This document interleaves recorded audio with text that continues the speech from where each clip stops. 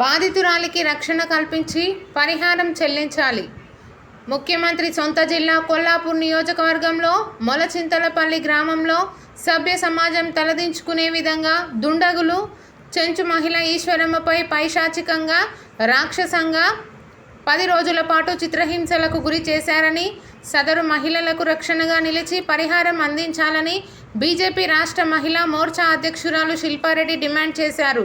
స్థానిక మహిళా మోర్చా నాయకులతో కలిసి జిల్లా కేంద్రంలోని ప్రభుత్వ ఆసుపత్రిలో ఆమెను పరామర్శించిన అనంతరం మీడియాతో మాట్లాడుతూ ఆమె మానసికంగా ఎంతో ఆవేదనతో ఉందని, భరించలేని బాధతో మాట్లాడేందుకు కూడా మాటలు రావడం లేదని వివరించారు.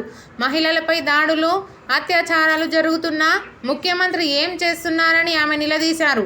మహిళలపై జరుగుతున్న అన్యాయాలపై పోలీసులు ప్రభుత్వం దృష్టికి సారించాలని డిమాండ్ చేశారు.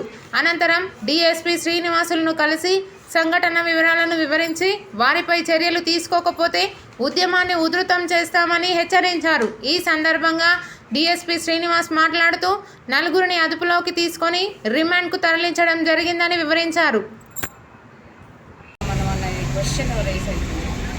10 రోజుల నుంచి ఒక మహిళని టార్చర్ చేస్తూ అదే ఇంట్లో ఆమె ప్రైవేట్ పార్ట్స్ పైన కారం చల్లడము, ప్రైవేట్ పార్ట్స్ని బర్న్ చేయడము, మనం అసలు ఏ సమాజంలో ఉన్నాం అనేది మనం అసలు యాజ్ అ హ్యూమన్ బీయింగ్స్ మనం ఆలోచించాలి. అంటే అట్లా చేయడానికైనా వాళ్ళకి మనుషులా రాక్షసులా అనేది కూడా అర్థమవుతలేదు. అంటే ఎట్లా చేయగలిగిండ్రు అనేది కూడా విచిత్రంగా ఉన్న క్వశ్చన్ ఇది. అమ్మాయి చెప్తుంటే, తన బాధ చెప్తుంటే అసలు ఎంత నాకే పల్లగా నీళ్ళు తిరిగినాయి. సేమ్ టైం డాక్టర్గా ఎగ్జామిన్ చేసినప్పుడు ఎట్లా పెయిన్ భరించింది అనేది కూడా అర్థం కావట్లేదు. అంటే ఆనెస్ట్లీ స్పీకింగ్ ఆ ట్రామా ఏదైతుందో ఆ అమ్మాయి చెప్పలేకపోతుంది. అంత బాధ పెట్టారు అమ్మాయిని. 10 days నుంచి ఆ అమ్మాయిని తీసుకెళ్ళి అమ్మాయిని చిత్రవద చేసి వాళ్ళ ఫ్యామిలీ మెంబర్స్ని కూడా బెదిరించి భయపడించి, బయటకు చెప్తే ఇంకా మీ వాళ్ళ పరిస్థితి కూడా మీలాగానే అవుతుందని బెదిరించిందంటే వాళ్ళు అసలు మనుషుల రాక్షసులు.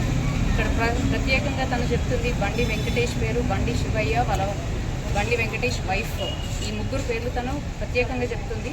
అట్ ద సేమ్ టైం తను చెప్పేది ఏంటంటే వాళ్ళ అక్క బావని కూడా భయపడిచ్చి అక్కడే ఉంచేలాగా చేసిరుగా. వాళ్ళ అక్క బావ వద్దంటున్నా కానీ వాళ్ళు భయపడిచ్చి మరీ వాళ్ళ ముందే చేసిందని అమ్మాయి చెప్తుంది. బట్ అంటే what I'm trying to tell here is, ఎంత ఇన్సేన్ కాకపోతే ఇట్లాంటి పనులు చేస్తారు నేను నాకు అర్థమవుతుంది. అంటే ఇక్కడ ఇంత అరాచకం 10 రోజుల నుంచి జరుగుతుంటే పోలీసులు కానీ గవర్నమెంట్ కానీ ఏం చేస్తుంది? రాష్ట్రంలో ఇన్ని అన్యాయాలు, అత్యాచారాలు, మహిళలపై ఇంత అత్యాచారాలు, అన్యాయాలు జరుగుతుంటే హోమ్ మినిస్టర్ రేవంత్ రెడ్డి గారు ఏం యాక్షన్ తీసుకుంటున్నారో నాకు అర్థమవుతలేదు. ఆల్రెడీ ఏదో కేసు పెట్టాను అని చెప్తున్నారు, ఇంకా పరారీలో ఉన్నారు. ఇమీడియట్గా వాళ్ళ మీద ఈత పరారీలో ఉన్న వాళ్ళ మీద కూడా యాక్షన్ తీసుకోవాలి. వీళ్ళు ఎట్టి పరిస్థితుల్లో బయటికి రాకుండా చేయాలి. ఈ అమ్మాయికి ప్రొటెక్షన్ ఇవ్వాలి. ఈ అమ్మాయి అండ్ కాంపన్సేషన్ కూడా ఇవ్వాలి. ఎందుకంటే అమ్మాయి కోలుకోవడానికి ఇంకా చాలా నెలలు పడుతుంది. అమ్మాయి ఇప్పుడు ఏ పని చేసుకునే పరిస్థితుల్లో లేదు. వెంటనే రేవంత్ రెడ్డి గారు మీకు చెప్తున్నాను, మీకు చేత కాకపోతే మీ పోటు ఏదైతే హోమ్ మినిస్టర్ బాధ్యత ఉందో వేరే వాళ్ళకి అప్పగించండి. కొంచెము రాష్ట్రంలో జరుగుతున్న అన్యాయాలపై దృష్టి సారించండి. మహిళలకు పెద్దపీఠం వేస్తా ఉన్నాం. మీరు ఒక్కసారి రోజుకి ఎన్ని అన్యాయాలు అవుతున్నాయో ఒక్కసారి కళ్ళు తెచ్చి చూడండి. మహిళలపై వేరే అన్యాయాల గురించి మాట్లాడలేదు, ఎస్పెషల్గా మాట్లాడుతుంది ఇక్కడ మహిళల గురించి.